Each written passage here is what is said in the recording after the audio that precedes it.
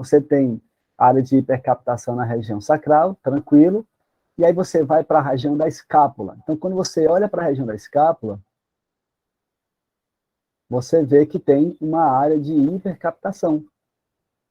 Aí a pergunta que fica aqui é, será que essa área de hipercaptação na escápula, será que isso seria doença? Então, quando eu comecei a trabalhar na medicina nuclear, eu tinha dificuldade para saber se a cintilografia, se o que eu estava fazendo, isso iria necessidade de fazer imagens adicionais ou não.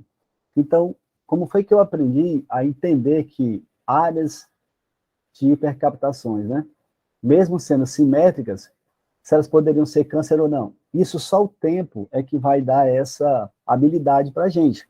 Mas eu já passo para vocês aqui uma dica que vocês não vão precisar passar muito tempo para entender. E a primeira coisa que a gente faz é quando você faz a imagem localizada. Então, aqui eu fiz a imagem do corpo total, pela anterior e pela posterior, e vocês podem perceber que os braços do paciente estão ao lado do corpo. Na hora que o braço do paciente está ao lado do corpo, a escápula também fica onde? Sobre os arcos costais posteriores do paciente, como vocês podem ver aqui.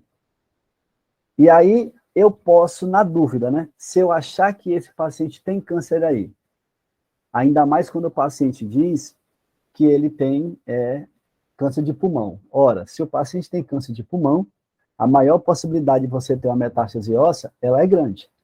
Então, por isso que fazer uma imagem localizada do tórax, né, ou da região posterior, era importante para avaliação dos arcos costais posteriores. E aí, o que foi que eu fiz, gente? O que é que eu fazia, né, até entender os processos. Então, essa imagem localizada que vocês estão vendo aqui, a primeira coisa que vocês percebem é que os braços do paciente não estão mais ao lado do corpo. E o que foi que eu fiz? Eu fazia uma imagem localizada da região posterior das costas, só que eu colocava o braço do paciente para cima.